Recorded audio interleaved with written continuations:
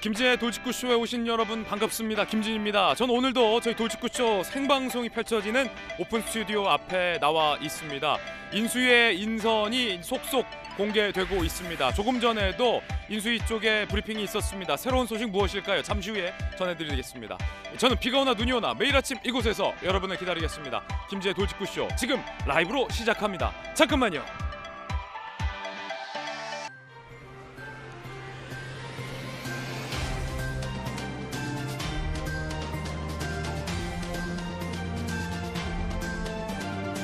신문 읽어주는 남자입니다.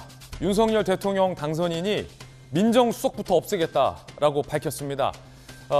민정수석을 통해서 역대 정권이 검찰을 장악해 왔다라는 비판이 늘 있어 왔습니다. 현 정부의 민정수석하면 조국 전 민정수석이 가장 떠오르기도 합니다. 그런 민정수석 없애겠다는 겁니다. 잠시 후에 이야기 상세히 나눠보겠고요. 오늘 조간신문 4가지 키워드 골랐습니다. 먼저 첫 번째 키워드부터 공개하겠습니다. 첫 번째 키워드는 바로 이겁니다. 민정. 민정아의 민정이 아니라 민정수석의 민정입니다. 동아일보 3면입니다.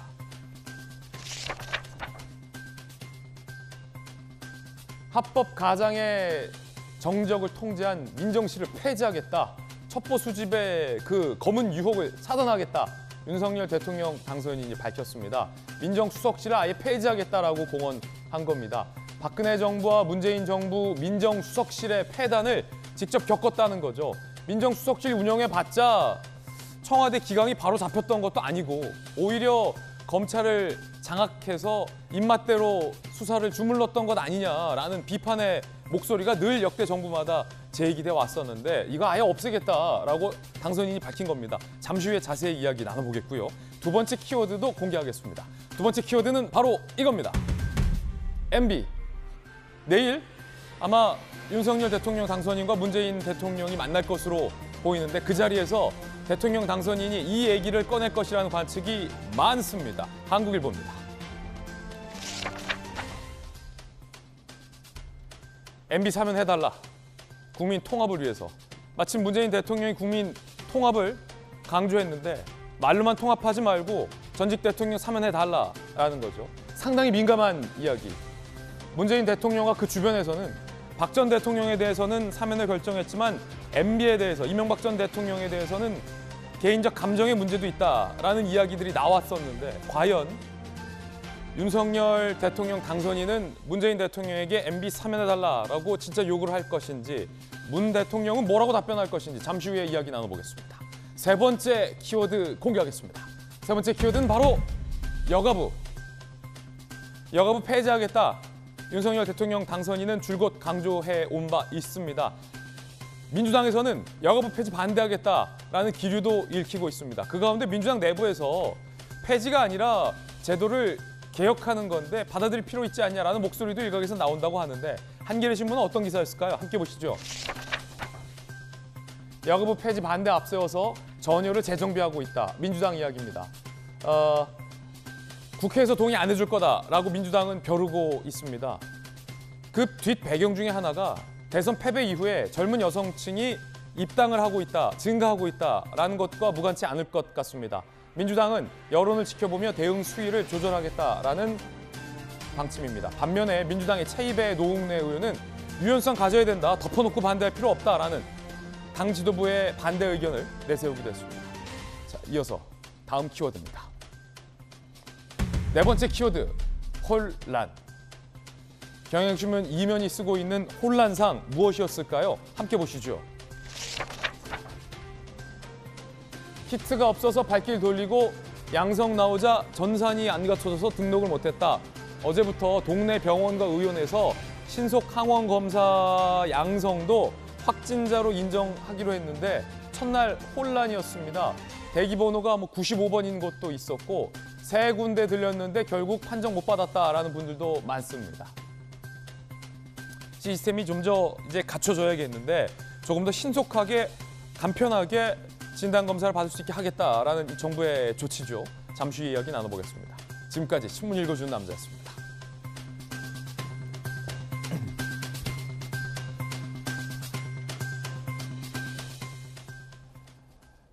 인수위는 점령군이 아니다.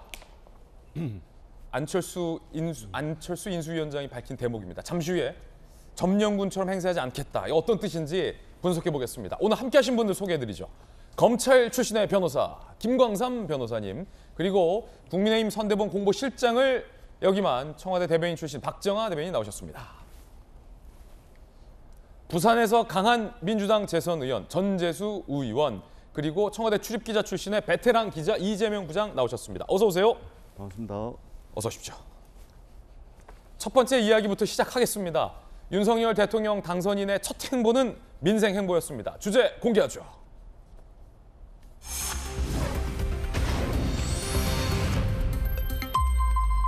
윤석열의 민생 행보, 안철수 위원장은 인수위는 점령군이 아니다 라며 낮은 자세를 강조했습니다. 굉장히 적절한 메시지다라는 평가가 나오고 있습니다. 어제 윤석열 대통령 당선인이 민생 행보를 가졌는데 당선되자마자 첫 출근, 첫날 민생 행보 선택지는 남대문 시장이었습니다. 전통시장을 찾은 까닭 뭘까요? 직접 보시죠.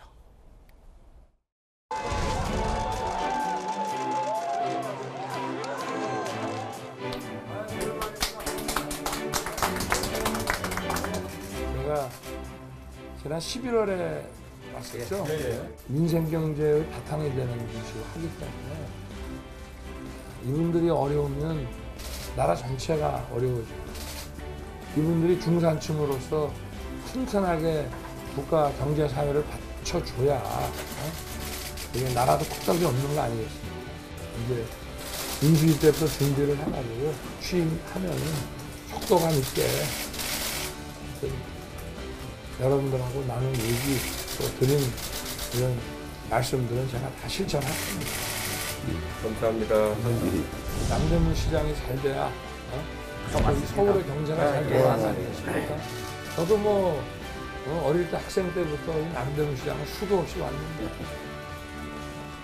과거에는 옷 다 여기서 사 입었잖아요. 운동화 다 여기서 샀지.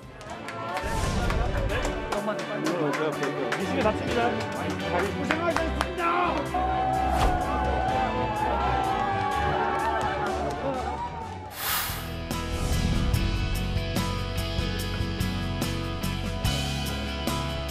이거 좀 주시죠.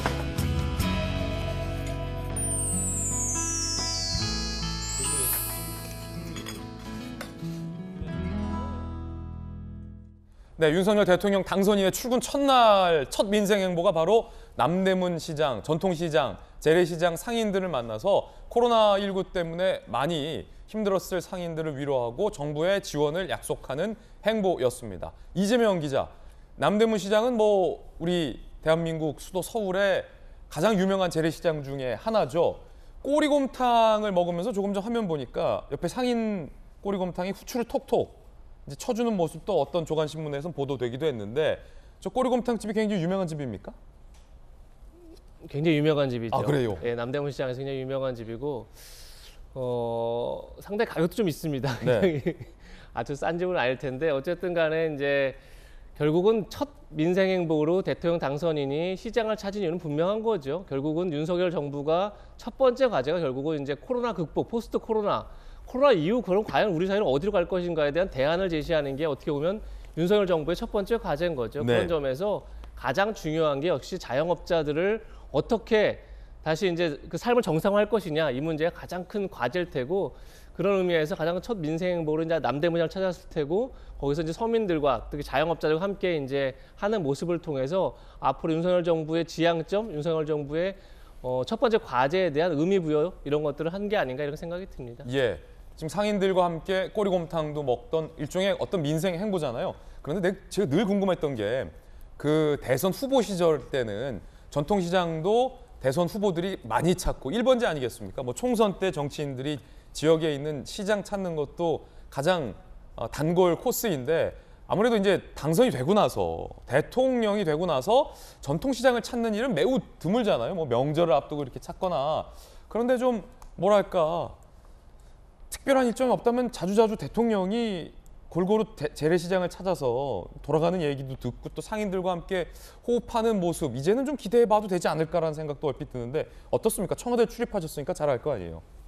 그냥 필요하죠. 그리고 문재인 대통령도 광화문 시대를 얘기했을 때 이제 시장에서 국민들과 그냥 자연스럽게 소통하면서 소주도 마시고 싶다 이런 얘기도 했을 정도로 결국은 대통령이 자꾸 이제 시장을 간다는 얘기는 결국은 서민들의 애환을 듣겠다는 의미 아니겠습니까? 그런 점에서 필요한데 문제는 늘 경호입니다. 경호. 그러니까 경호 입장에서 굉장히 가장 까다로운 게 어떻게 보면 시장인 거죠. 아, 그래요? 통제가 안 되기 때문에. 사람이 많고 그렇죠. 또 시장이 여기저기 골목이 많잖아요. 옛날에 박근혜 대통령이 하나로마트를 간 적이 있습니다. 시장을 이제 그때가 거의 취임 초반에 갔었습니다. 네. 갔었는데 당시에 사진에 다 경호원 찍혀 나온 겁니다.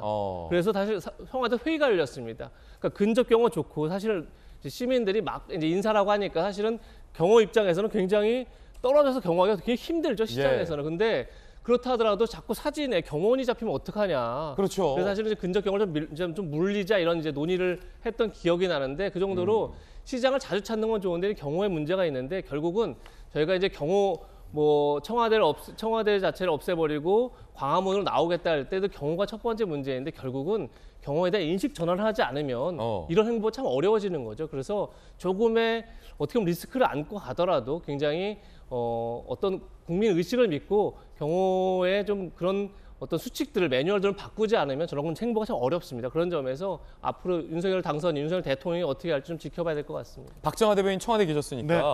청와대에서 고민이 좀 늘 있었잖아요. 이 경호 문제. 근데 경호에도 제가 알기로 이 근거리 경호가 있고 원거리 경호가 있고 지근거리 경호가 있는데 그럼요. 지금 이 경호실 청와대 경호실에서 세팅한 이 경호 세팅 값은 재래시장이나 민생행보로 갈 때는 지근거리 경호.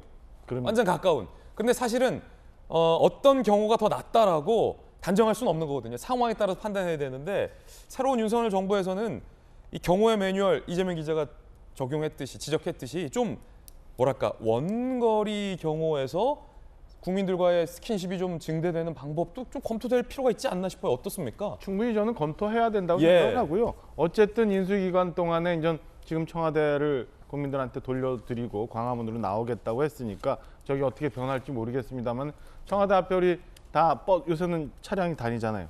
그 한 3m 정도 되나 그 담장 예. 안에도 다 보이는 철제 담장이에요. 그게 왜 이렇게 높은지 모르겠어요.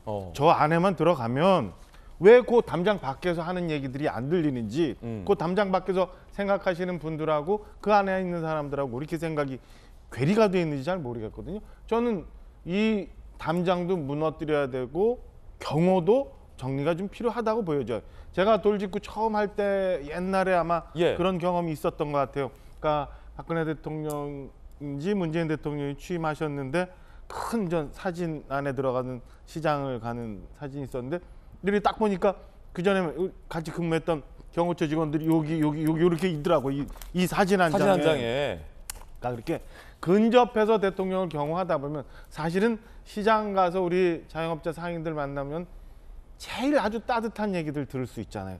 지금 어렵다, 가감 없이 아니면 뭐가 힘들다, 뭘 좀 도와달라 이런 얘기들 들어야 대통령이 돌아가서 국정에 그걸 반영할 수 있는데 사실은 경호가 너무 둘러싸고 있으면 그 얘기 들을 수가 없어요.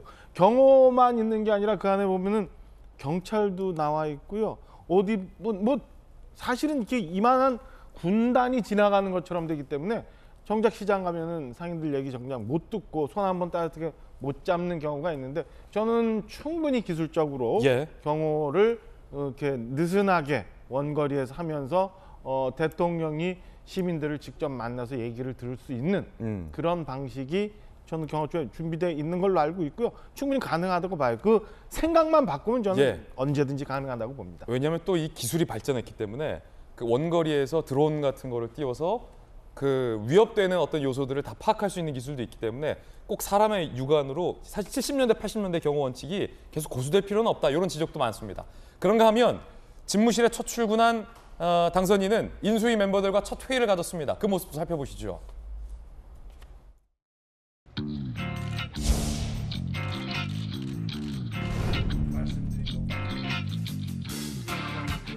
신속하게 정부 업무를 인수해서 새 정부의 국정 과제를 수립하고 국가 안보와 국민의 민생에 한치의 빈틈도 생기지 않도록 하겠습니다.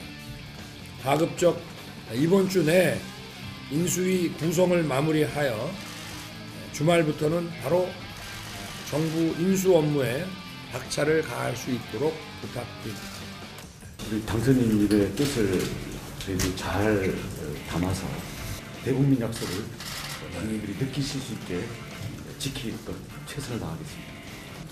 당선인의 뜻이 아니라 우리가 다 국민의 뜻을 잘 받들어야 하지 않겠습니까? 당선인 국민의 뜻을 받으시니까. 아이고, 그렇게 해야죠. 우리가. 원희룡 위원장이 당선인의 뜻을 잘 담겠다라고 하니까 대통령 당선인이 농담 반 진담 반으로 내 뜻이 아니라 국민의 뜻을 잘 담아달라라는 대화가 오고 가기도 했습니다. 윤석열 당선인이 질문을 70개나 던졌다. 이런 보도도 있습니다. 함께 보시죠. 윤석열 제20대 대통령 당선인 대통령직 인수위원회 별도의 인사검증팀 가동, 인사검증 수준을 대폭 강화하겠다. 인수위원 후보군에 설문지를 보냈다. 인수위원부터 독한 검증을 하겠다는 거죠. 성비위를 저지른 적이 있느냐, 자녀 국적은 무엇이냐 등등 70여 개의 설문 문항이 인수위 후보군들에게 던져졌다는 겁니다. 와, 이거 굉장히 독한 검증이 돼. 중앙일보 제목은. 설문지를 받은 전 캠프 관계자는 인수위 때부터 무슨 검증 강도가 이렇게 세서 깜짝 놀랐다. 윤석열 당선인 측 관계자, 인수위부터 철저히 검증해 잡음이 없게 하자는 것이 당선인의 생각이다. 과거 어느 인수위보다 인사검증에 공들일 것이다 라고 밝혔습니다. 전재수 의원님께서 노무현 정부 인수위 때부터 노무현 청와대를 쭈루룩 거쳤습니다. 인수위원을 선발하는데 질문을 70개 던졌다. 독한 검증하겠다라는 것 어떻게 보십니까?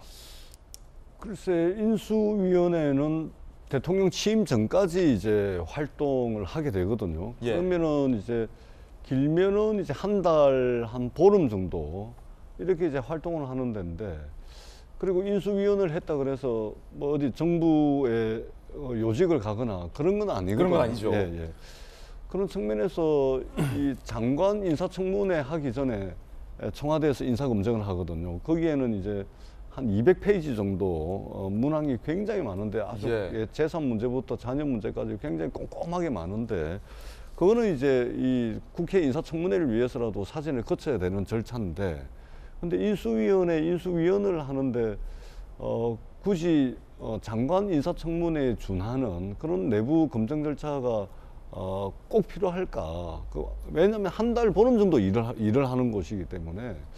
그래서 그것보다는 오히려 이제 5년 동안의 국정 운영의 큰 틀을 짜는데 거기에 도움을 주는데 좀 이제 좀 방점을 찍는 것이 오히려 인수위의 업무 효율성을 높이는데 더 도움이 되지 않을까. 물론 이제 뭐 성비위 전력이라든지 꼭 짚어야 되는 뭐 4대 주요 범죄라든지 이건 있어서는 안 되겠죠. 이것은 이제 기본적으로 이제 경찰들이 파견이 돼가지고 가장 기본적인 검증 업무들을 하고 있기 때문에 너무 많은 과도한 인사검증에만 집중하게 될 경우에는 원래 해야 될 일을 놓칠 수 있다. 이게 이제 한 달 보름 하는 일이기 때문에 그런 생각이 듭니다. 네, 거의 장관 인사 검증에 준하는 수준이다라는 코멘트.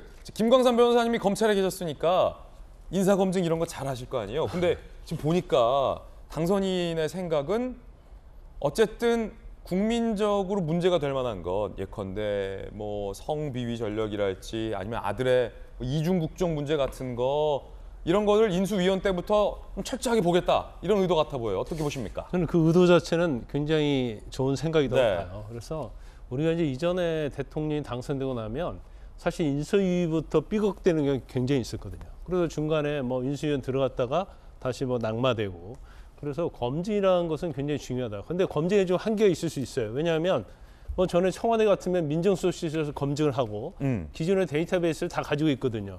그렇지만 이제 시작하는 인수위에서 과연 관련된 사람들에서 검증을 하는 데 있어서는 한계가 있을 것이다. 하지만 그럼에도 불구하고 검증은 이제 반드시 이루어진다고 보고요. 예.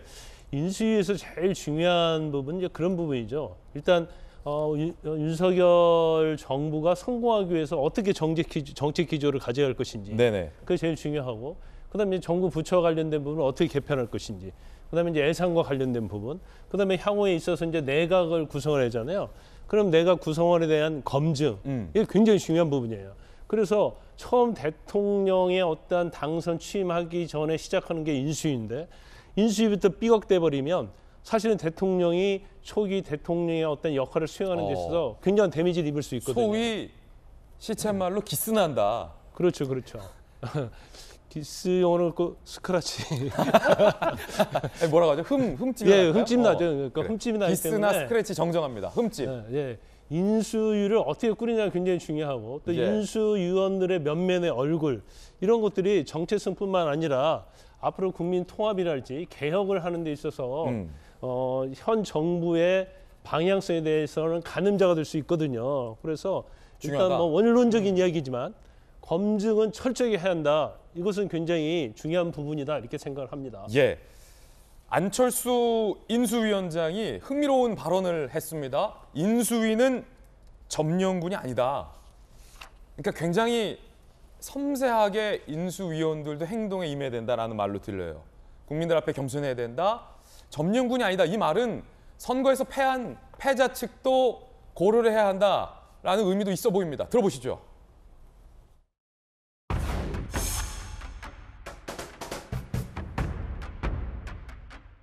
인수위원회는 점령군이 아닙니다. 역사와 국민 앞에 겸허한 자세로 인수 업무에 임하겠습니다. 국민의 뜻을 잘 담아낼 수 있는 소통 구조를 만들고 질서 있게 국민과 그리고 언론과 소통하면서 함께 국정 청사진을 준비해 나가겠습니다. 밤을 새우겠다는 각오와 열정, 반드시 성공한 정부를 만들겠다는 소명과 책임의식을 가지고 임하겠습니다. 굉장히 섬세한 발언이라는 평이 나오는데 박정하 대변인 어떻게 보십니까? 인수위는 점령군 아니다라는 이 점령군이라는 표현이 흔히 우리가 그 선거에서 이긴 측이 굉장히 고압적으로 행동할 때 점령군 행사한다 이렇게 비판하는데 그 표현 점령군처럼 행사하지 않겠다. 안철수 위원장 이거 어떤 뜻으로 보이세요? 저는 지금 안철수 위원장이 얘기한 게 두 가지 뜻이 있다고 예. 봐요. 하나는 그 전에 저도 뭐 인수위 경험이 있습니다만 그때 보면은 사실은 선거에서 승리해서 정권을 이렇게 이양받는 측에서는 굉장히 의욕도 넘치고 그다음에 자신감도 있고 하다 보니까 굉장히 고압적으로 그다음에 표현도 거칠고 회의 중간에 이렇게 하는 경우들이 있어요. 그게 가감없이 소개되다가 결국엔 국민들로부터 이제 비난도 받고 지탄도 받는 경우가 있거든요. 저희가 좀 전에 뭐 인수위 구성하는 데서 인사 검증 얘기했습니다만 지금 대선 결과 보듯이 굉장히 그 차근차근 철저하게 준비해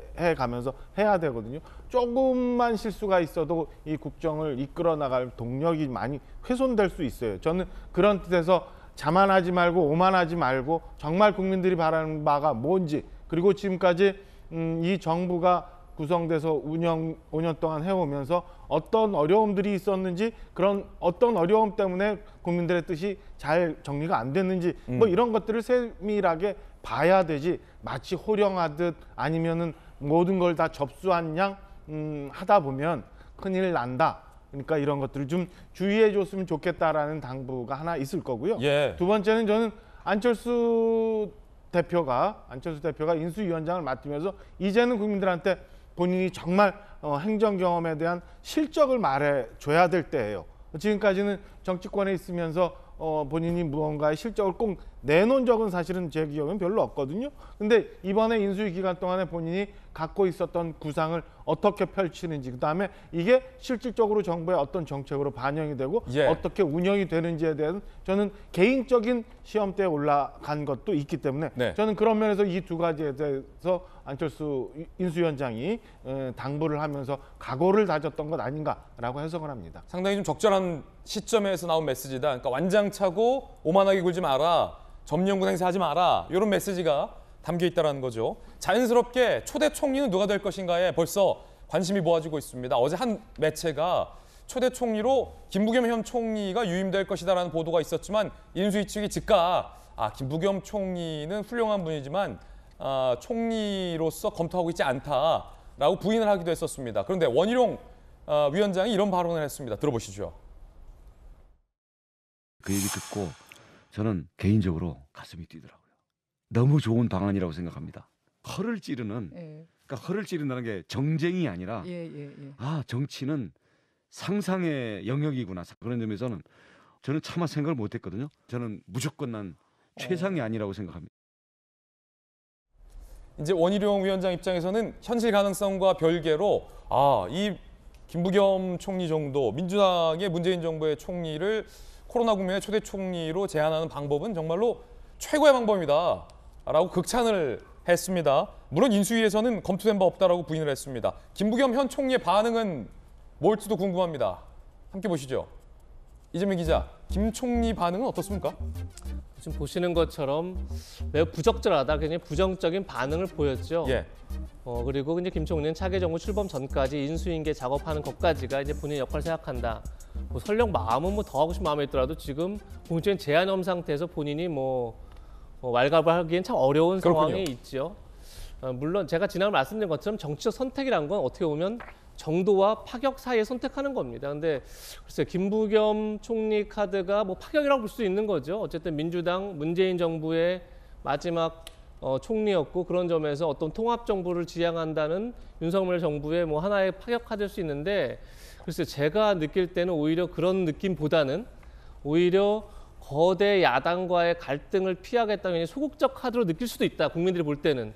그런 생각 좀 들거든요. 그러니까 오히려 정도가 아닌 선택이라고 느낄 수도 있는 거죠. 그냥 자신 있게 임명하라 다른 사람을. 그렇죠. 그러니까 제가 느낌에 예. 그러니까 역시 이제 김대중 대통령도 여소야대 국면에서 당시에 진짜 실질적 이인자였던 김종필 총리를 지명했지만 결국은 인준을 못 받아서 거의 6개월 가까이 서리로 있었죠. 그러면서 전임 정부의 총리로부터 장관들 제청받는 약간 꼼수 아닌 꼼수를 쓸 수밖에 없었습니다. 그러니까 약간 그런 것들을 피하기 위한 수단으로 김부겸 총리의 유임 카드를 던지는 듯한 느낌을 줄 수도 있기 때문에 저는 오히려 윤석열 정부가 새 정부인 만큼 특히나 정권이 이제 바뀐 정권 교체의 그런 정부인 만큼 파격 카드를 선택하더라도 문재인 정부의 마지막 총리가 아니라 보다 민주당이 받을 수밖에 없는 참신한 인사 그리고 통합적인 인사를 통해서 어떻게 보면 협치의 첫 단계를, 첫 단추를 총리 인준을 풀어내는 그런 정치력을 발휘하는 게 오히려 국민들한테는 더 선명한 인상을 남길 수 있다. 저는 그런 생각이 듭니다. 이 기자가 생각하는 혹시 그 정도의 카드가 누가 있을까요? 실제 사람 어떤 인물로요? 글쎄요, 뭐 그걸 제가 지금 말하기 뭐라 하지만 아직 이제 2달이라는 시간이 남았다는 게 뭐냐면 인수위 과정 속에서 그런 인물을 발탁해내는 게 사실은 인수위의 가장 중요한 역할 중에 하나인 거죠. 찾아보면 벌써 쭈르륵 한 4-5명 이름이 훅 지나가기도 합니다. 굉장히 많다고 생각합니다. 이게 늘 자기 진영에서 사람 찾다 보니까 사람이 없는 거지 사람을 널리 쓰려고 마음먹으면 사람은 굉장히 많은 거죠, 기본적으로. 그 정도의 어떤 파격 있는 총리 카드를 자신 있게 던져라 라는 베테랑 기자의 조언이었습니다.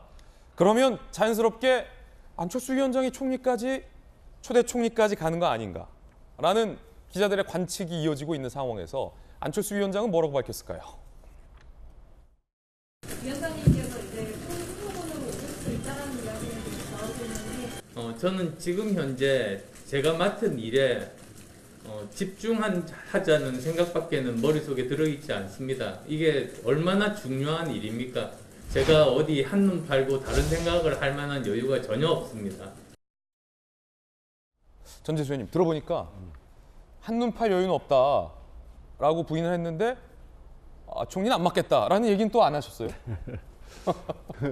원론적인 발언이죠. 예. 지금 이제 그 대통령직 인수위원회 위원장의 역할을 이제 시작한 지 하루 이틀밖에 안 됐는데 차기 정부에 말하자면 총리에 대한 의견을 물었을 때는 저거 이상으로 대답하기는 상당히 어렵겠죠. 그렇군요. 근데 제가 개인적으로 볼 때는 안철수 대표가 이제 지난 10년 동안 정치를 하면서 자신의 정치적 소신을 늘 다당제라고 이야기를 해왔습니다.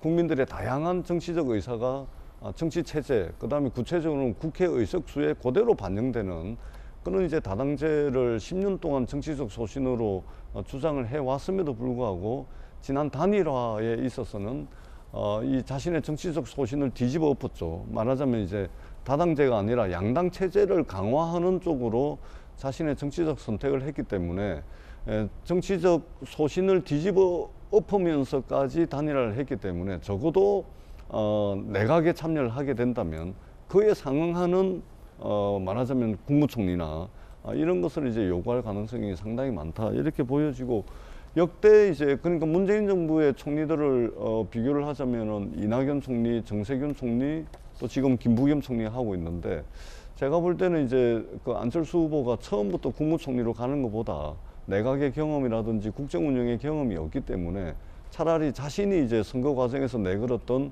과학기술 강국 여기에 맞춰가지고 이제 과학기술부 장관 정도 하고 또 이제 자신의 실력과 역량을 국민들에게 내보이고 평가받고 난 뒤에 추후에 국무총리를 한번 해보는 것도 안철수 대표가 선택할 수 있는 카드일 것 같아. 과기부 장관도 어울리네요. 예, 그 이제 과기부를 아마 과기부총리로 격상시킬 거거든요. 예. 근데 물론 이것은 안철수 대표의 희망 사항일 테고 결정은 이제 윤석열 당선인께서 하시겠죠. 과기부총리 안철수 사실은 V3 백신 이 과학기술이잖아요. 적절한 인사가 될 수도 있다라는 또 아이디어를 전재수 의원께서 던졌습니다. 자, 이 이야기 자연스럽게 두 번째 주제로 이어집니다. 공개합니다. 민정수석실부터 없애겠다. 뜨거운 감자, MB 사면, 강한 의지까지 밝혔습니다. 윤석열 당선인의 첫 일성은 청와대에 들어가지 않겠다. 그리고 청와대에 있었던 이 민정수석실, 아시다시피 조국 전 법무부장관은 조국 민정수석 출신이지 않았습니까? 이 민정수석실, 박근혜 정부 때는 말도 많고 탈도 많았던 그 민정수석실, 이걸 없애겠다라고 공언했습니다. 당선인, 앞으로 대통령실 업무에서 사정, 정보조사 기능 철저히 배제하고 민정수석실 폐지하겠다. 일명 사직동 팀은 있을 수 없다. 과거 민정수석실은 합법을 가장해 국민의 신상 털기와 뒷조사를 벌여왔다. 이런 잔재를 청산하겠다. 민정수석실 폐지하겠다라고 작심 발언을 했습니다. 지난해 12월 후보 시절에도 당선인은 밝힌 바 있습니다. 민정수석실 폐지에 대해서 들어보시죠. 소위 사정 기능을 할 수 있는 기관들을 민정수석을 통해서 장악을 해가지고 자신의 그 정치적인 반대 그 세력을 합법을 위장해서 통제하는 경우가 비일비재했기 때문에 이 민정수석이 원래는 청와대부터 단속을 해야 되는데 그 본연의 기능에서 완전히 벗어났습니다. 저 윤석열의 사전에 정치 보복이라는 단어는 없습니다. 제가 이것을 확실하게 하기 위해서 대통령의 제가 당선이 되면 어떠한 그 사정과 그 수사에도 일절 관여하지 않겠다는 뜻에서 민정수석실을 폐지하겠다는 말씀을 벌써 지난 여름부터. 검찰 출신의 김관삼 변호사님이 이 문제 가장 전문가시니까 민정수석 하면은 박근혜 정부 때의 우병우 수석, 문재인 정부 때의 조국 민정수석이 딱 떠오릅니다. 얼마나 강력한 두 민정수석이었습니까? 박근혜 정부 때는 우병우 수석을 통해서 검찰을 장악했다라는 비판이 있었고 문재인 정부 때는 조국 민정수석 그리고 법무부 장관으로 이어지면서 검찰개혁이라는 이름으로 단행됐던 수많은 검찰의 인사를 국민들이 목도하지 않았습니까? 이거 없애겠다. 이거 어떤 뜻입니까? 김 변호사님. 굉장히 중요한 의미예요. 예. 왜냐하면 민정수석실이 하는 역할이 여러 가지 있지만 공직기강, 그러니까 공직자 비리죠. 그다음에 인사검증, 또 친인척 비리 이런 것들을 담당해 왔거든요. 그런데 저희가 잘 알다시피 박근혜 정부 때 우병우 수석에 굉장히 논란이 있지 않았습니까? 더군다나 이제 조국 장관이 민정수석일 때. 그래서 민정수석이 사실은 원래의 임무를 하면 되는데 아까 말씀드린 것처럼 인사검증이나 공직기강 이것만 하는 게 아니고 어떻게 보면 청와대에 하명을 받아가지고 검찰을 통제하는 역할이 민정수석의 가장 중요한 역할이었어요. 이제까지. 검찰 계실 때, 현역일 때 네. 야 이거 윗선이야, 윗선 짓이야. 그랬을 때 윗선이 어디까지인가 밑에서 실질 우리 기자들도 그런데 검사들도 헷갈리잖아요. 그래서 2중 3중으로 이렇게 좀 알아봤더니 검찰총장 뜻이 아니라 야 저기 큰 집에서야. 그러면 10중 8구 민정수석실입니까? 근데 이제 거기까지는 알 수는 없어요. 거기까지는 알 수 없어요. 윗선이면 대개 일반 검사랄지 부장 정도 되면 검사장 통해서 말을 들어오는 거죠. 예. 그럼 검사에게 누가 얘기했겠어요? 그럼 또 윗선이 있을 수 있고 그 윗선에서 결국 사다리 꼭대기에 올라가면 결국 민정수석실이란 말이에요. 그렇게 민정수석이 강력했다 검찰에게. 엄청나게 막강했죠. 그래서 전에는 이제 검사 출신들을 많이 민정수석에 임명을 했고 문재인 정부 들어와서는 이제 검사 출신을 임명하지는 않았어요. 네. 그런데 지금 윤석열 당선인이 왜 민주수석을 더 잘하냐면 본인이 검찰 고위직을 쭉 거쳐왔잖아요. 예. 그래서 중앙지검장도 하고 검찰총장도 했는데 전에는 경찰과 검찰이 있으면 경찰이 검찰의 수사지휘를 다 받아야 했어요. 네. 그러니까 수사와 관련해서는 검찰만 통제를 하면 수사를 마음대로 하게 할 수도 있고 못하게 할 수도 있어요. 그다음에 검찰 인사랄지 이런 게 민정수석실이 적극적으로 개입을 해서 어떻게 보면 검찰을 권력의 하녀다 이렇게 부르게 된 이유 중에 하나가 바로 민정수석실 역할을 한 거다 볼 수 있거든요. 네. 그래서 지금 윤석열 당선자가 정치보복하지 않겠다 하고 민정수석실 폐지하겠다는 상당히 연관성이 있어요. 아, 그렇습니까? 왜냐하면 이전에 어떤 정치보복을 할 때 가장 앞장서는 게 민정수석실이었어요. 근데 겉으로 볼 때는 앞장서지 않지만 뒤에서 다 조정을 하는 거예요. 뭐 검사, 검찰, 경찰, 그다음에 뭐 국정원 이런 데를 조정을 했기 때문에 민정수석이 대통령과 가장 거리가 가까운 수석이다 볼 수 있거든요. 그래서 민정수석실 통해서 이런 통제를 했다 이렇게 볼 수 있어요. 그래서 정치보복하지 않겠다. 제왕적 대통령 권한을 내려놓겠다. 민정수석실을 폐지하겠다. 이거 자체는 세 개가 그냥 따로 떨어져 있는 게 아니고 굉장히 연계되어 있는 것이다. 그리고 윤석열 총장 입장에서 보면 민정수석실 이제까지 폐해가 무엇인지를 알기 때문에 광화문으로 뭐 집무실 이전하겠다도 굉장히 중요한데 계속 지금 사실 민정수석실 폐지가 그냥 외관적으로 보면 청와대 제도인데 뭐 이렇게 인수위 구성하기도 전부터 이렇게 빨리 진행을 할까? 근데 그만큼 그의 폐단을 알고 있기 때문에 개혁의 가장 중요한 것 중에 하나라고 당선인은 보고 있는 거죠. 그렇군요. 자, 이재명 기자. 소위 청와대 하명 수사다. 이게 과연 실체가 있는 것인지 국민 여러분들도 많이 궁금해하실 것 같고 사실 문재인 정부에서도 한번 논란이 있기도 했습니다. 윤석열 당선인도 검찰총장 때 하명 청와대 울산 선거 개입 의혹 관련해서 직접 수사를 참여한 바도 있지 않습니까? 글쎄요. 그러니까 뭐 지금 윤석열 당선인이 얘기했던 사직동팀을 얘기했는데 사직동팀이라는 건 이제 경찰청 조사과가 사직동팀에 있었죠 예전에. 그러다 보니까 이제 사직동팀이라는 별칭이 붙은 거고 거기가 주로 이제 청와대 하명 수사를 담당했던 거죠. 근데 지금 이제 그런 팀 자체는 존재하지 않죠. 다만 이제 청와대 민정수석실 내에 특별 감찰반 등이 있으면서 실질적으로 청와대가 직접 사정 기능을 하는 거죠. 그러다 보니까 어떻게 보면 청와대 권력 비대화의 핵심이 이제 직접 사정 기능에 있지 않느냐 이런 문제의식을 갖고 있는 거고 그런 점에서 이제 얘기를 한 거고 조금 전에 얘기한 것처럼 실제 청와대가 사정 기능을 수행하지 않더라도 청와대가 직접 첩보를 입수해서 사정기관에 그걸 내려보내면 그 사정기관에서는 그거를 첩보가 옳고 그를 판단하는 게 아니라 그대로 무조건 수사할 수밖에 없는 거죠. 그게 어떻게 보면 물론 아직 재판 중이지만 울산시장 선거 개입 사건도 결국 김기현 원내대표가 울산시장일 때 김기현 대표의 첩보를 입수하는 게 청와대고 거기서 청와대가 내려보냈다는 게 지금 현재까지의 검찰 수사기 때문에 그렇게 됐을 경우에는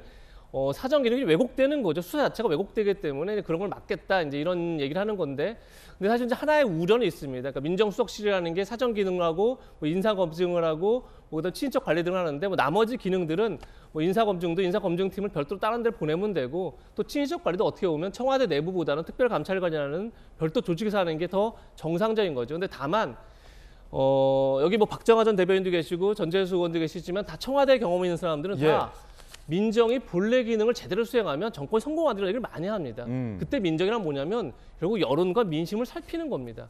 예를 들면 부동산 정책을 폈습니다. 그럼 실제 시장이 어떻게 반응하는지 그리고 실제 그러니까 현장에서는 어떤 의견을 갖고 있는지에서 알아야 되는데 청와대가.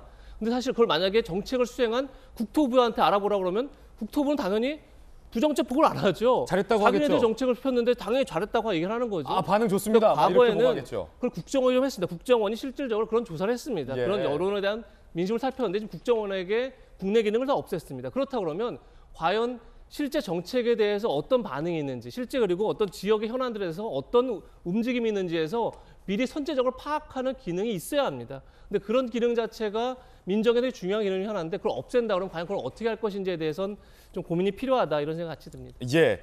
자, 오늘 저희 도직구쇼에서는 청와대 경험이 있는 전문가들이 다수 포진이 돼 있습니다. 생생한 이야기 전해드리고 있습니다.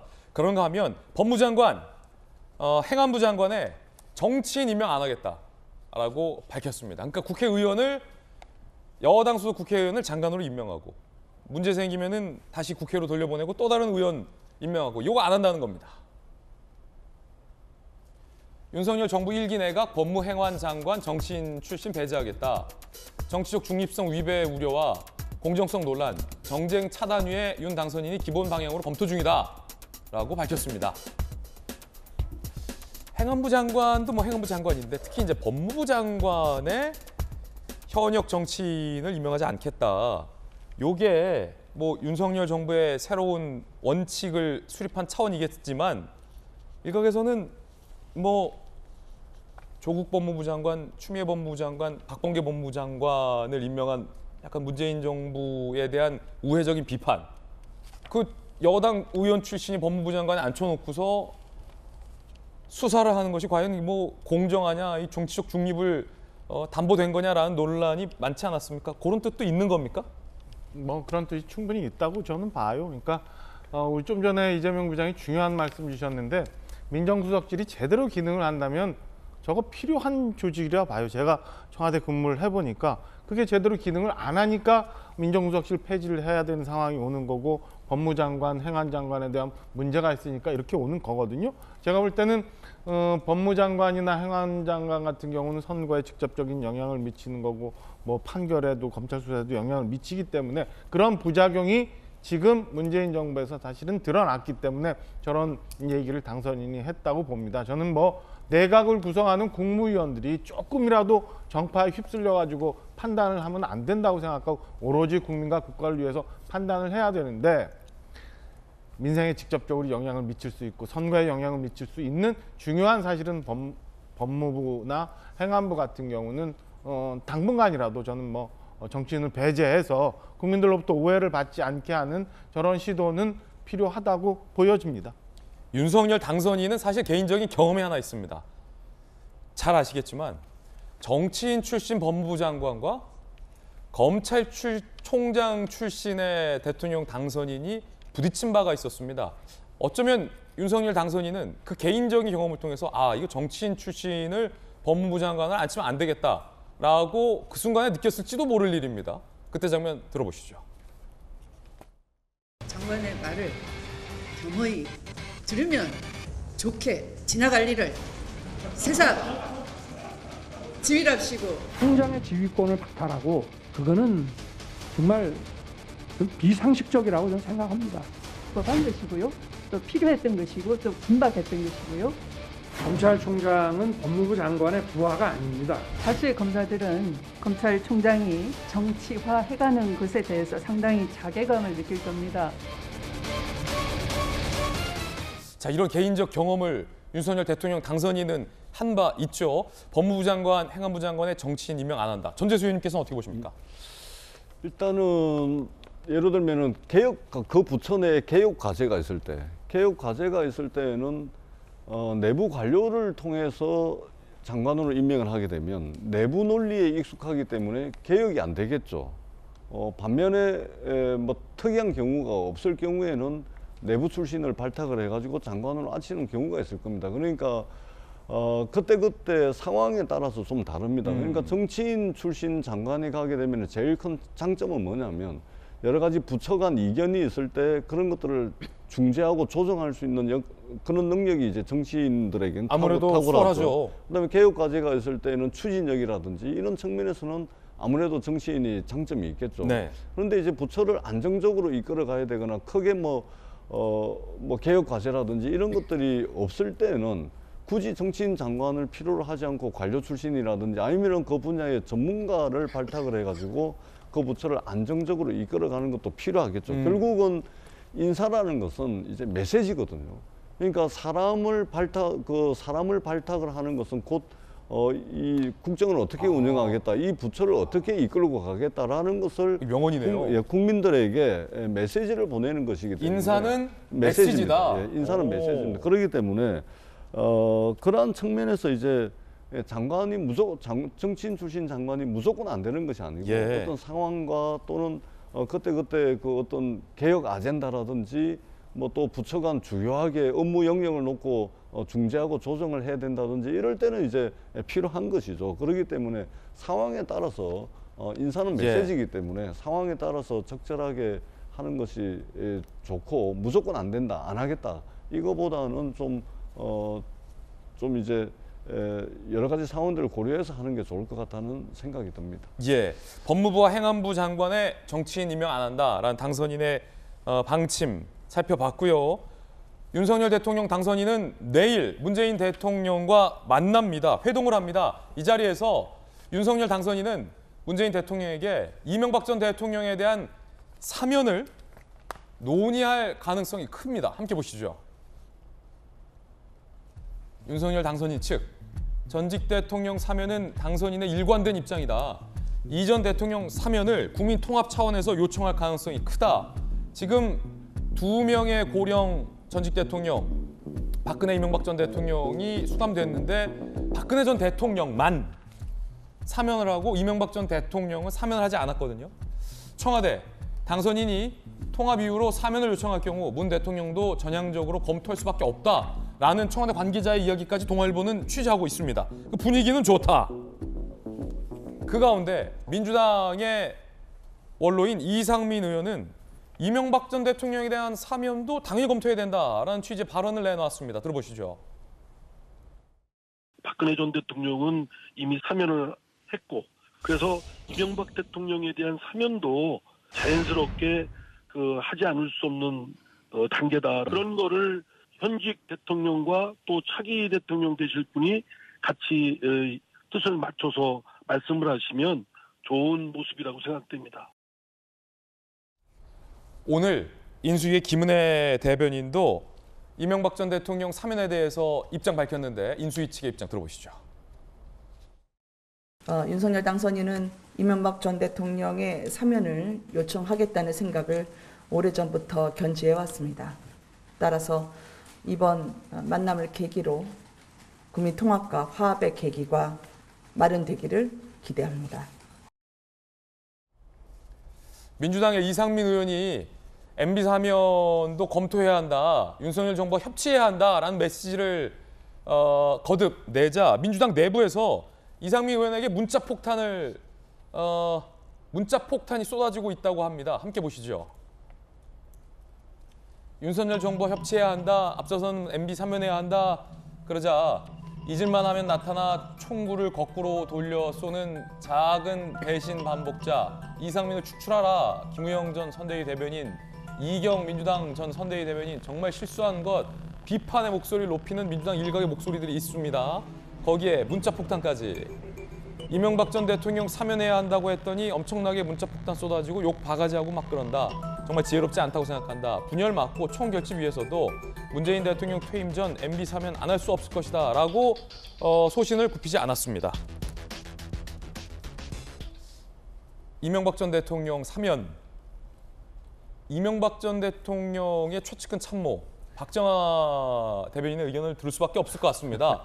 사실 그때 방송에서 얘기는 안 했지만 문재인 정부가 박 전 대통령은 사면하고 이명박 전 대통령은 수감을 유지해 놓은 것과 관련해서 굉장히 좀 안타까워하셨잖아요. 속도 상해하셨고 속상했죠. 화도 좀 나셨죠. 화도 났죠. 근데 언젠가는 국민들의 뜻이 모여질 거라 생각하고 기다려 왔는데요. 저는 꼭 그 이명박 전 대통령의 사면을 주장하고 하기 전에 좀 어렵고 국민적 갈등이 있는 건에 대해서는 저는 문재인 대통령이 새로운 취임하게 되는 윤석열 당선인을 위해서라도, 그리고 국민들을 위해서라도 좀 지금 남은 한 2달여의 기간 동안 정리하셔야 되는 게 맞다고 봅니다. 그러니까 새로운 대통령이 출범을 하는데 정부 조직 개편도 제대로 안 돼요. 그다음에 이미 이전 정부에서 임명했던 장관들이 국무회의에 참석해요.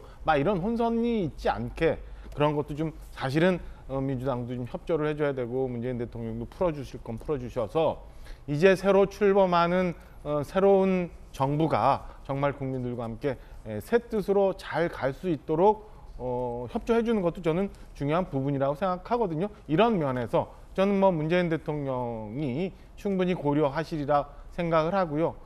옆에 전재수 의원님 계시지만 전재수 의원님 같은 분이 계시면 좋겠습니다만 좀 전에 그 반응 봤잖아요. 이거는 너무하다라고 하거나 이상민 의원을 굉장히 욕하거나 이런 분들이 있는데요. 저는 과연 저게 민주당이 이렇게 새롭게 그 대선 패배라는 충격에서 벗어나서 새롭게 국민들로부터 다시 지지를 받는데 과연 도움이 될까라는 생각이 듭니다. 그래서 저는 뭐 이명박 전 대통령의 사면뿐만 아니라 지금 여러 가지 문제가 될 수 있는 국민적 갈등이 있는 정책들 아니면 뭐 또 뭐 인사의 대못받기라고 하는 또 갈등의 소지가 있는 것들 이런 것들은 문재인 대통령께서 다 정리해 주시는 게 저는 뭐 옳지 않나. 그게 아마 저는 문재인 대통령도 그렇게 생각하시리라고 생각을 하고 있습니다. 김관선 변호사님, 이상민 의원에 대해서 문자 폭탄이 쏟아지고 있다라고 이상민 의원 얘기 조금 전에 우리 살펴봤는데 어떨까요? 문재인 대통령이 민주당 내부에서 일각에서 뭐 이상민 의원에 대한 비난의 여론까지 있는데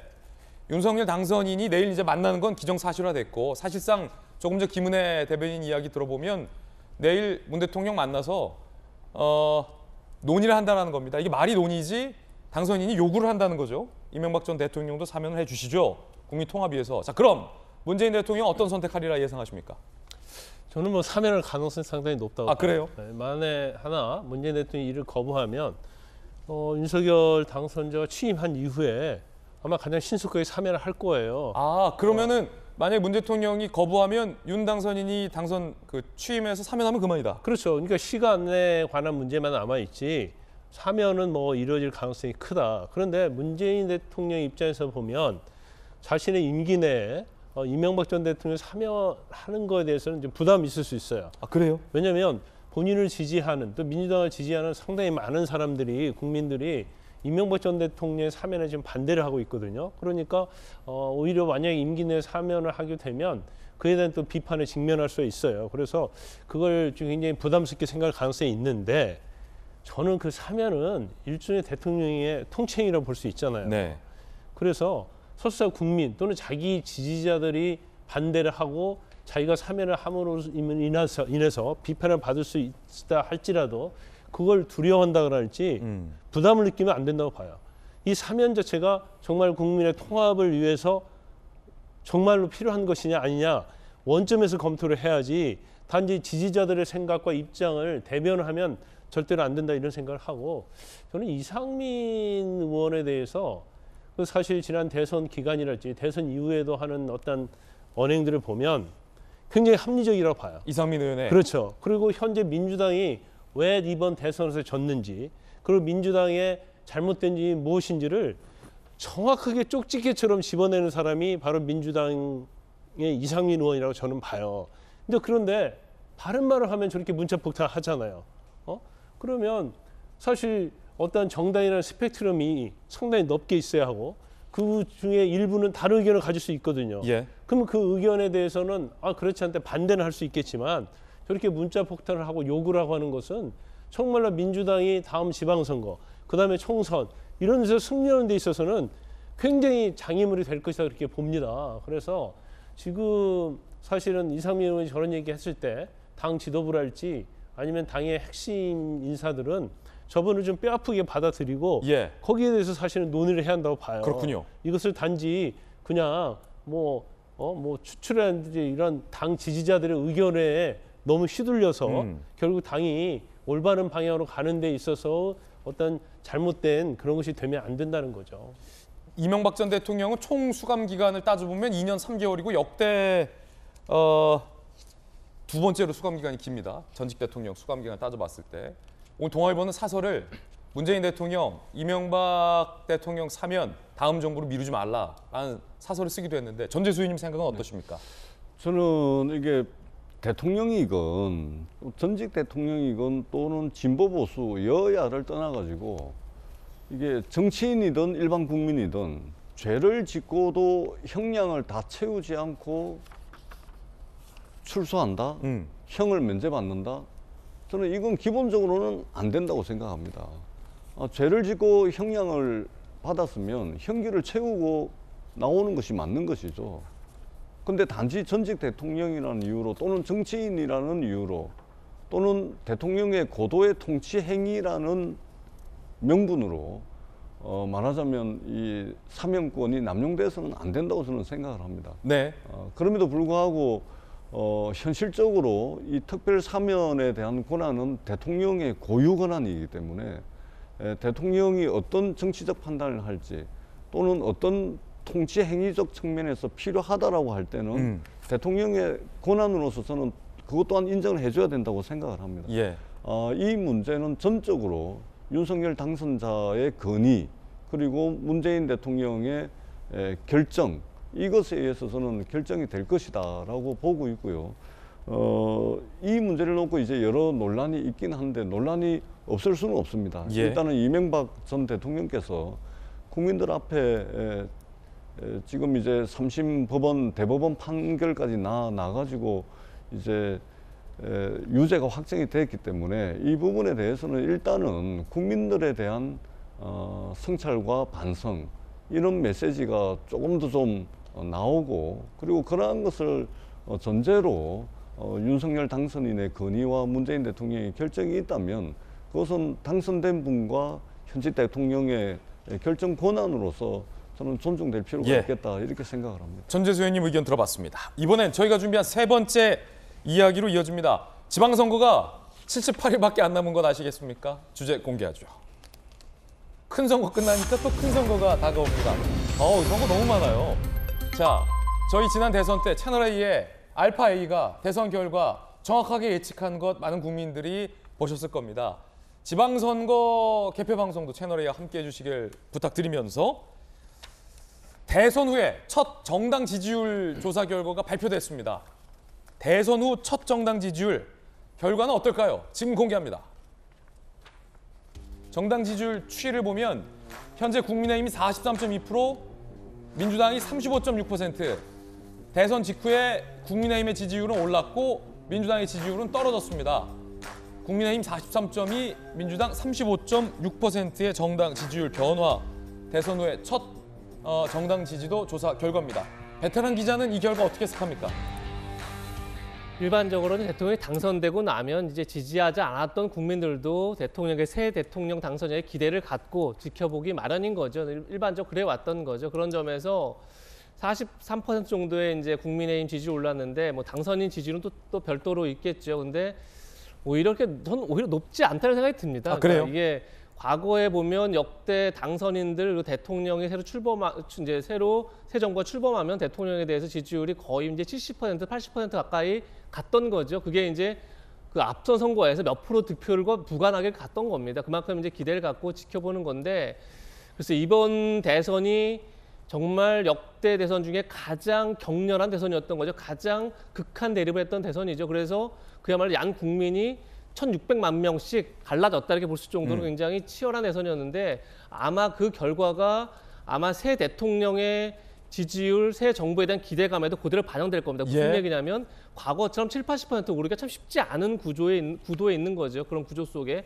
근데 그런 점에서 오히려 저는 윤석열 정부, 윤석열 대통령이 어떻게 보면 역대 대통령 가운데 가장 낮은 지지율로 정권을 시작할 수 있다. 근데 그건 반대로 거꾸로 얘기하면 그것을 가장 잘 유지함으로써 가장 높은 지지율로 정권을 마무리하겠다. 이런 마음가짐으로 앞으로 국민통합이라든지 정책 그리고 메시지들 내는 것들이 중요하다. 그런 생각이 듭니다. 흥미로운 해석이에요. 그런가 하면 이제 지방선거가 78일밖에 남지 않았습니다. 서울시장, 경기지사, 이번에 서울 경기가 얼마나 치열했습니까? 흥미롭게 서울은 이번 대선에서 윤석열 당선인을 선택했고 경기는 이번 대선에서 이재명 후보를 선택한 바 있습니다. 그럼 이 구도가 78일 뒤에 서울시장 선거, 경기도지사 선거에는 어떤 결과로 이어질지가 초미의 관심사로 떠오른 거죠. 저희 제목이 앞서 기억하시겠지만 이번 지방선거 때 이준석, 이재명 구도라고 물음표를 단 바 있습니다. 패장 이재명 후보가 지방선거판에 등장할 수도 있다라는 일종의 가능성인데, 자, 이게 무슨 얘기인지 지금부터 이야기 나눠보겠습니다. 일단 이준석 대표의 지방선거 관련된 이야기 들어보시죠. 지방선거에서 민주당과의 치열한 경쟁이 예고됩니다. 180석 민주당 상대로는 지방선거에서의 압도적인 승리로 윤석열 정부를 뒷받침해야 되는 것이 우리의 과제입니다. 잡음 없는 공천을 수행해내는 것이 무엇보다 중요하다고 생각합니다. 다음 주 중으로 공천관리위원회 구성까지 하는 것이 어떤가 이런 생각을 가지고 있고,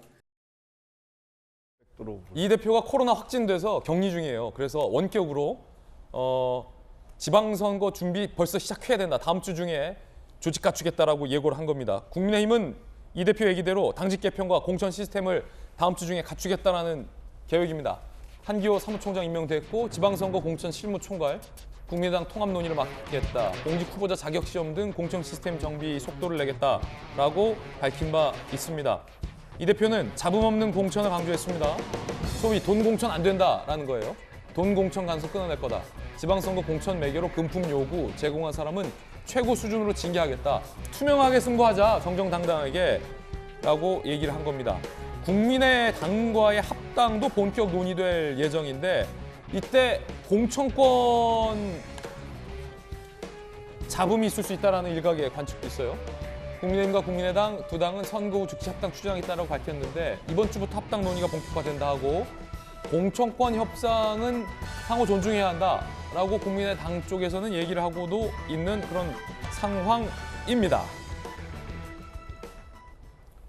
근데 국민의당의 현역 의원이 3명밖에 없기 때문에 그렇게 국민의당 구성원이 많지 않아서 공천권 잡음은 사실 뭐 크지 않을 것이다라는 관측도 함께 나오고 있는 그런 상황입니다.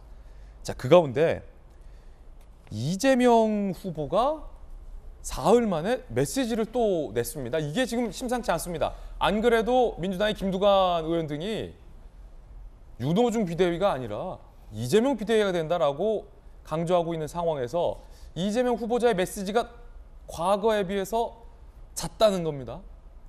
선거에서 낙마한 대선 주자들과 비교했을 때 메시지가 잦다. 이거 어떤 의미일까요? 들어보시죠. 사흘 만에 또 미안하다. 지난 11일 죄송하다. 패배의 모든 책임은 오롯이 부족한 저에게 있다. 어제 미안하다. 감사하다. 제가 부족했다.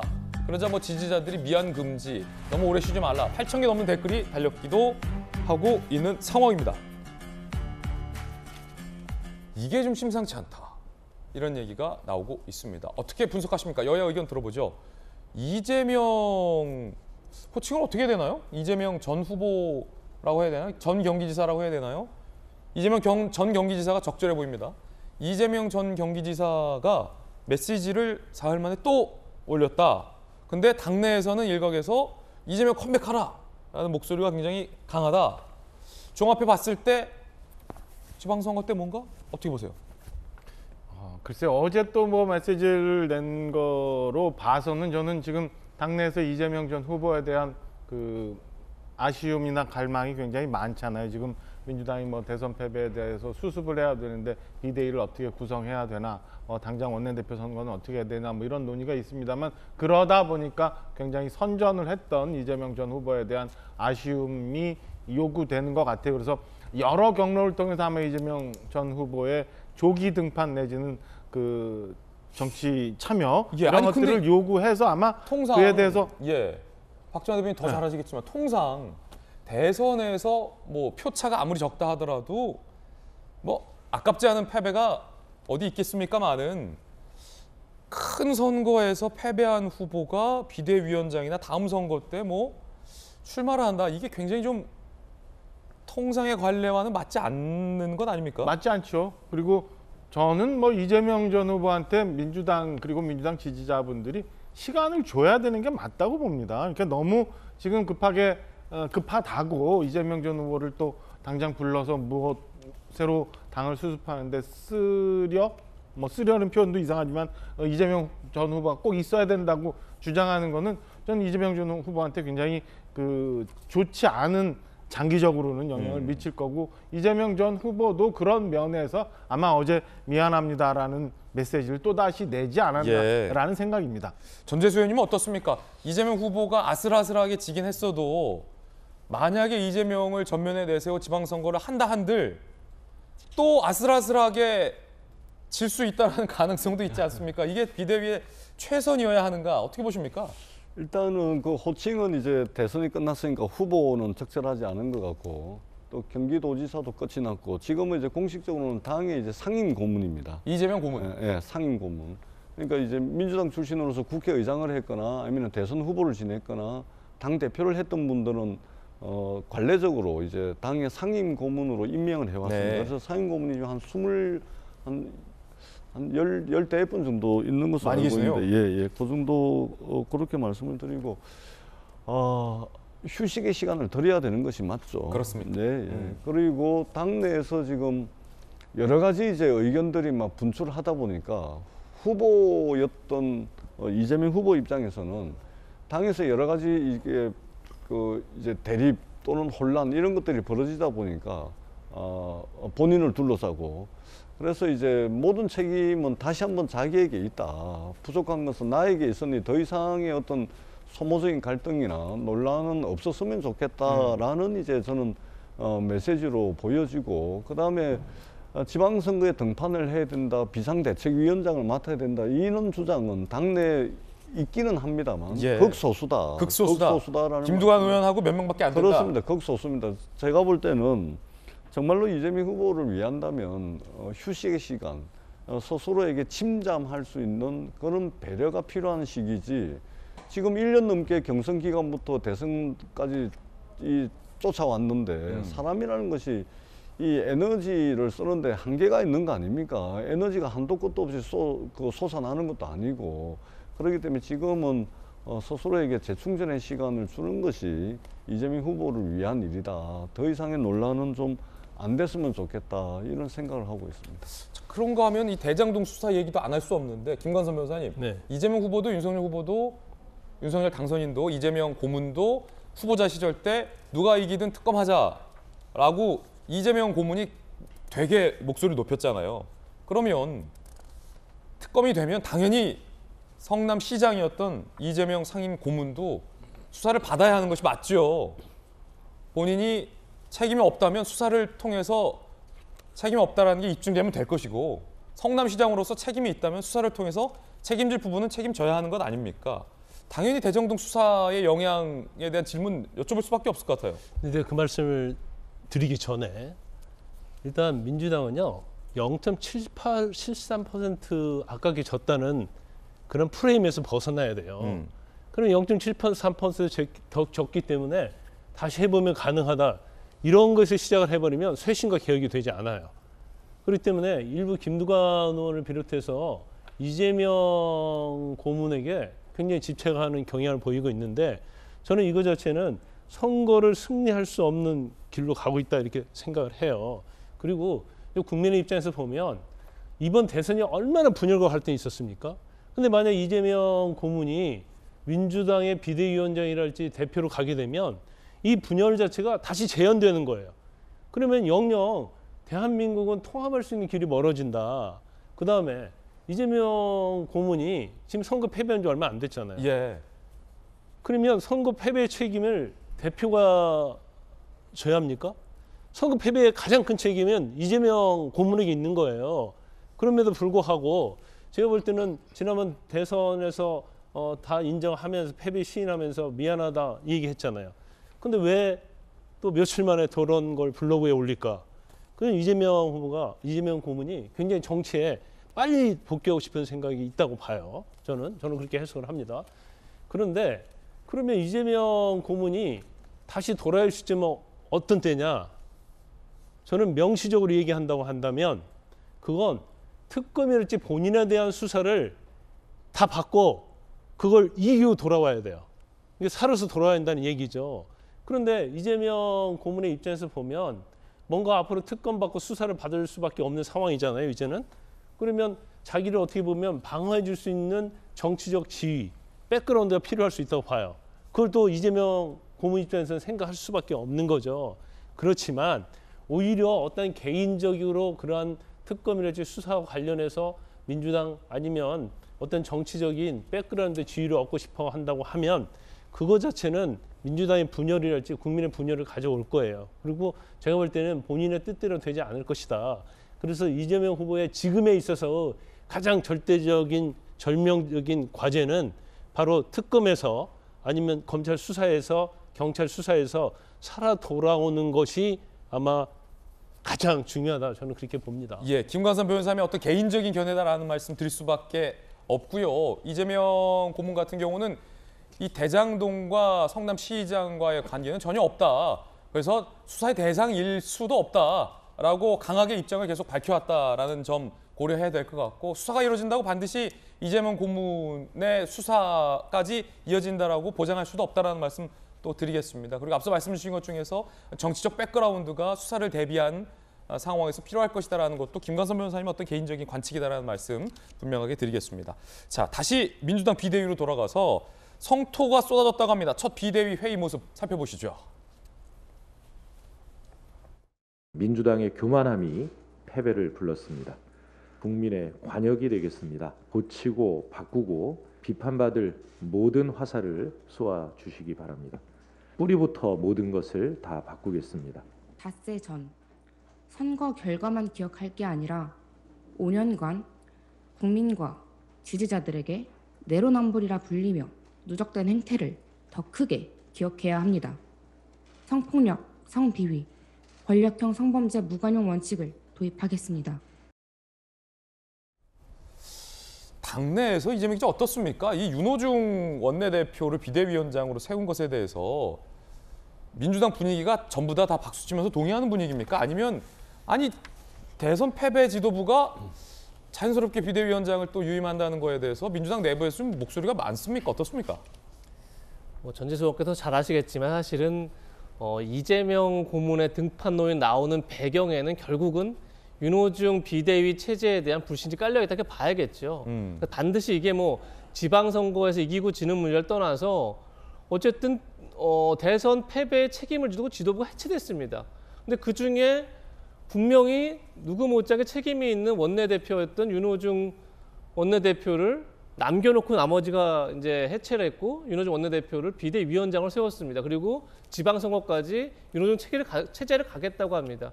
그러니까 거기에 대해서 국민들도 참 의아하지만, 그러니까 이게 늘 노무현 정신을 이제 원칙 있는 패배라고 얘기하지 않았습니까? 꼭 패배가 중요한 게 아니라 원칙을 세우는 게 중요한 거죠.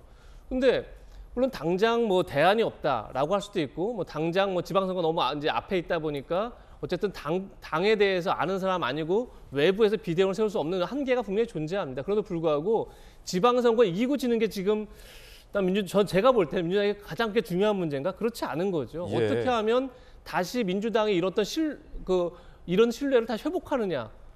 다시 어떻게 보면 쇄신과 혁신 속으로 다시 민주당이 변화하느냐? 이걸 보여줘야 되는 건데 결국은 윤호중 체제가 그걸 보여주지 못하는 한계가 있기 때문에 결국 이재명 등판론이라는 어떻게 보면 더 국민들이 동의할 수 없는, 그리고 이재명 고문한테도 너무 잔인한 그런 선택으로 자꾸 가고 있는 거죠. 그런 점에서 글쎄요, 저는 윤호중 체제가 지금 이미 들어서는 마당에 다시 어떻게 민주당이 바뀔지 모르겠지만 결국은 저는 민주당이 어쨌든 지난 5년간 결국 크게 두 가지 문제가 있다면 내로남불과 갈라치기라고 저는 생각하는데 거기에 대해서 자유로운 사람이 을 세우지 않는 한 그것에 대한 어떤 그 국민들의 반대, 반감들을 극복할 수 있을까? 근본적인 한계가 있다고 생각합니다. 자, 그런가 하면 이게 이제 지방선거가 78일 앞으로 다가왔기 때문에 다 촉발된 여러 가지 뉴스들인데 이번 지방선거 뭐 한 자리 한 자리가 다 중요하겠습니다만 그 중에서도 서울은 지금 국민의힘이 오세훈 시장이 지난번 재보궐선거 때 서울 전구를 다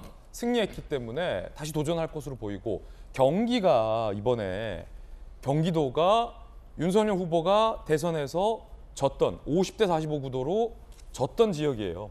그러니까 국민의힘 입장에서는 경기도 난공불락의 느낌이 경기도지사 선거일 것이고 민주당 입장에서는 아니 이재명이라는 강력한 대선 주자가 경기도지사 출신이었기 때문에 이 대선 패배 중에서도 경기도는 수성을 해왔는데 이번에는 누구를 과연 내세워야 할 건가에 대한 고민, 자칫 경기도를 빼앗길지도 모른다라는 과제가 있을 것 같습니다. 당내에서 지금 벌써부터 고민이 좀 치열할 것 같은데 어떻습니까? 국민의힘에서 경기도지사 주자에 대한 이 사람 강력하다, 이 카드면 이긴다 이런 것들이 지금 검토되고 있습니까? 일단 저희가 이제 투트랙으로 지금 진행이 돼서 굉장히 지금 인수위가 좀 출범하고 막 있잖아요. 그러니까 정부를 이양해야 되는 작업이 또 하나 있고 바로 닥친 지방선거를 준비해야 되는 작업이 있어서 이 투트랙으로 진행이 되는데 그러다 보니까 뭐 겹쳐서 인물난이 생기는 경우도 있곤 합니다. 당 입장에서는 지금 대선을 이긴 정권 교체를 한 이 기세를 몰아서 꼭 서울, 경기 같은 이 큰 광역단체를 찾아오고 싶어하는 바람이 있지요. 그래서 제가 알고 있기로는 뭐 몇 명의 사람 군도 거론이 되고 있고 지금 인수위에 이미 발표가 된 여러분들 중에서도 복수로 경기지사 후보군들이 발표가 되고 서울시장도 오세훈 시장이 뭐 재선 도전을 선언했습니다만 또 다른 후보군도 얘기가 나오고 있어서요. 어쨌든 뭐 당에서 어제부터 당직 인선이 됐고 다음 주 원희룡 본부장 얘기도 있던데요, 경기지사. 그러니까 뭐 인수위 제가 말씀드렸던 원희룡 기획위원장, 그다음에 뭐 당선인 대변인 역할을 하고 있는 김은혜 의원, 그리고 뭐 여러분들이 거론이 많이 되더라고요. 사실은. 근데 다음 주나 뭐 그다음 주 우리 이준석 대표가 얘기한 것처럼 공천 관리에 대한 기본 원칙, 그다음에 공천관리위원회가 구성이 되고 해봐야 이게 어떤 식으로 경선이나 뭐 공천이 될 건지 윤곽이 드러나지 않을까라는 생각입니다. 중량감 있는 인사를 경기도에 공천할 것이다라는 힌트 얻었고, 민주당에서는 어떻습니까? 이재명 고문의 후임자로서 경기도만큼은 뺏기지 않을 만한 강력한 후보군이 검토되고 있습니까? 경기도만이 아니고요. 이제 대선에서 졌지 않습니까?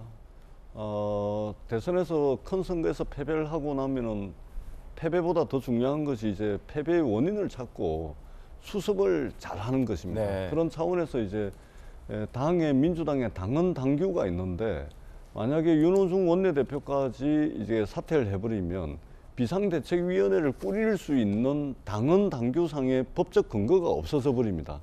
그러다 보니까 최고위원회를 통해 가지고 비상대책위원회를 꾸릴 수 있는 법적 근거는 적어도 마련해놔야 되겠다. 그래가지고 원내대표를 제외하고 나머지가 다 사퇴를 하면서 사실은 윤호중 비대위 체제로 갈 수밖에 없는, 별다른 선택의 여지가 없는 그런 이제 상황에 내몰리다 보니까 이제 여러 가지 이제 논의들이 있었던 것이고, 지금 이제 지방선거까지 한 70여일밖에 안 남았는데 공천 과정에 여러 가지 행정 절차만 하더라도 시간이 꽤 들거든요. 그렇기 때문에 경기도가 이제 이재명 고문의 출신 지역, 거기서 경기도지사를 했기 때문에 경기도를 어떻게 사수해야 되겠다.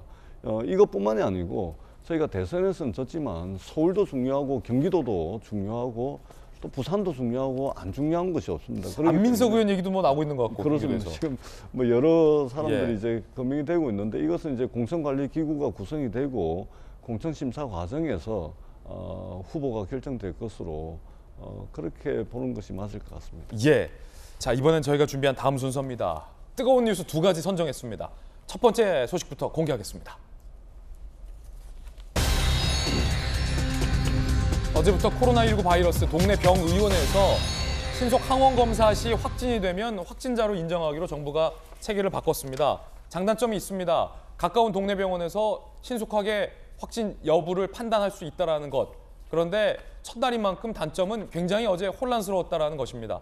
지금 코로나19 관련된 속보가 나왔는데 36만 2,338명. 한 달 전에 5만 명 정도였습니다, 확진이. 한 달 전에 불과. 한 달 만에 지금 36만 명으로 뻥충 뛴 거고, 전 세계에서 일일 확진자 수가 대한민국이 제일 많습니다. 35만 명, 36만 명 확진자 수가 전 세계 일일 확진자의 24%가 대한민국에서 나온다라는 통계 기사도 있습니다. 그만큼 지금 우리나라에 코로나19가 비상이다라는 겁니다. 일각에서는 그거 감기인데 뭐 전염병, 풍토병이다라는 주장도 있습니다만 결코 그렇게 가볍게 생각해서는 안 된다라는 전문가들의 반박도 있습니다. 이 가운데서도 사망 중증자 비율이 늘어가고 있다면 당연히 국가가 세밀하게 신경을 써야 한다는 겁니다. 그 가운데 어제 동네 병의원에서도 확진 판정을 인정하겠다라는 조치가 시행됐는데 북새통이었다고 해요. PCR 검사 없이 의사가 신속 항원 검사하는 결과도 인정하겠다는 겁니다. 확진자 분류 바로 격리. 시행 첫날 어제 병원. 검사자가 몰리면 북새통. 병원 내 감염 우려도 제기됐습니다.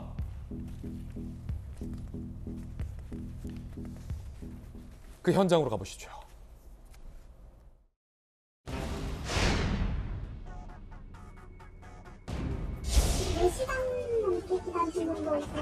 그 검사 때문에. 우선은 오늘은 월요일이라서 그런가 좀 일찍 마감됐고요. 9시 반, 10시쯤 마감됐고요. 오후도 2시 반쯤 마감됐어요. 어떻게 진행을 하라고 하는 그 지시사항도 없었고 환자분들은 양성 판정 받았는데도 그렇게 나오니까 뭐라고 하시는 분들도 많으셨고요. 대기자 수가 뭐 95명인 병원도 있었고 오전 4시간 넘게 기다리는 분도 있었고 상당히 좀 많았다. 이재명 기자, 이게 그간 PCR 검사까지 가야 확진이 인정되는 체계가 굉장히 복잡했기 때문에 그런데 그 가운데서도 전 세계 확진자 수가 저희가 제일 많은데 35만 명, 36만 명. 동네 병원 가서 비교적 간편하게 쿡 찌르고 2줄 떴으니까 확진입니다. 이 체계가 이제 어제부터 시행되면 아무래도 PCR 검사까지 주저했던 분들이 많이 가면 확진자가 더 나올 거라는 예측이 있어요? 그런 것도 있고 이제 사실 PCR 검사에 할 수 있는 여력 자체가 사실 상실한 거죠. 너무 많다 보니까. 그러다 보니까 이제 PCR 검사로 몇 시간씩 줄을 서서 그 불편도 있고 PCR 검사를 도저히 다 수용하지 못하고 그러다 보니까 동네 병원에서 전문가가, 아까 의사가 신속 항원 검사를 하면 거기서 2줄이 나오면 그것도 이제 PCR 검사 마찬가지 확진자를 인정하겠다라고 했습니다. 그만큼 이제 편의를 봐주려는 건데 얘기한 것처럼 지금 전 세계 확진자의 5분의 1, 4분의 1이 한국에서 나오고 있습니다. 아니 어쩌다 이렇게 됐습니까? 너무 많다 보니까 예. 동네 병원도 마찬가지인 거죠. 지금 오히려 동네 병원이 그러다 보니까 이제 검사를 받으려고 기다리는 사람, 검사 결과를 기다리는 사람, 근데 막 섞이다 보니까 오히려 병원 내 감염 우려가 나오는 거고 그러다 보니까 도대체 이제 더 이상 어떤 조치를 취하든 간에 과연 이것이 국가 시스템 안에서, 의료 시스템 안에서 과연 해결 가능한가 이게 의문이 있는 거죠. 그래서 전 만약에 정부가 사실상 지금 뭐 거의 많은 국민들이 재택 치료를 하든 검사를 받든 좀 방치된 느낌을 많이 받지 않습니까? 그러니까 그만큼 더 이상 집단 면역 말고는 더 이상 방법이 없는 건지 그러니까 보다 좀 분명하고 좀 정확한 좀 설명이 필요하지 않나 좀 이런 생각이 듭니다. 그냥 계속 이렇게 시스템을 바꾸는 걸로 도저히 어떤 국민들에게 안심을 줄 수 있는 단계는 지난 게 아닌가 이런 생각이 듭니다. 전 세계에서 우리나라가 가장 확진자가 많다. 한 달 전에는 5만 명 정도로 관리가 잘 됐었다. 근데 그게 마침 방역 패스, 해제 시점과 맞물려 있고 대선 시점과 맞물려 있다. 그냥 이걸 받아들이라고만 하기에는 좀 너무 석연치 않은 대목들이 있다는 점이죠. 자, 두 번째 소식입니다. 함께 보시죠.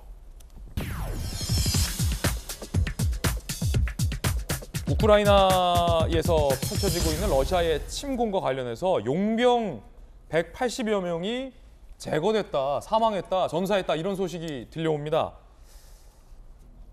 용병 180명 제거 소식에 이근 신변 우려, 국제의용군 참전하겠다, 우크라이나 입국했는데 SNS에 며칠째 업로드되지 않아서 사망설이 떠돌기도 했다는데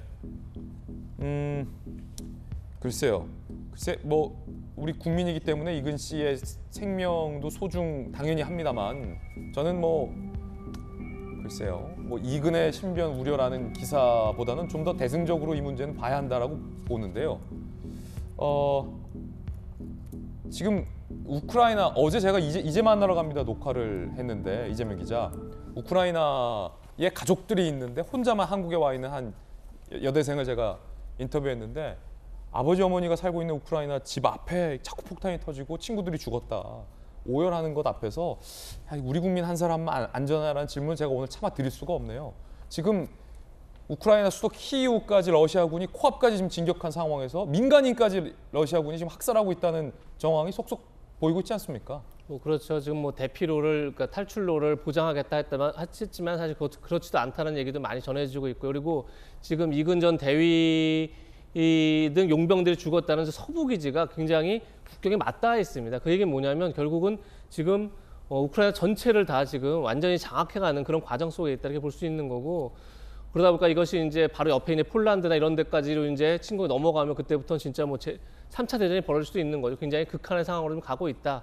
이런 생각이 드는데 뭐 조금 얘기한 것처럼 그렇다고 해서 이제 이근 전 대위가 뭐 본인이 자발적으로 갔죠. 뭐 용병을 하겠다고 해서 뭐 이근 대위뿐이 아니라 지금 신원이상 2명도 우크라이나로 출국한 것으로 이렇게 전해지고 있죠. 그러니까 우리 국민 3명이 용병을 하겠다면 가 있는 그런 상황인데 물론 이제 그분들의 신변도 굉장히 뭐 중요하고 또 한편으로는 우크라이나 국민들에 대해서 좀 더 우리 전체가 전 세계가 좀 관심을 더 가져야 되지 않나 생각이 같이 듭니다. 예.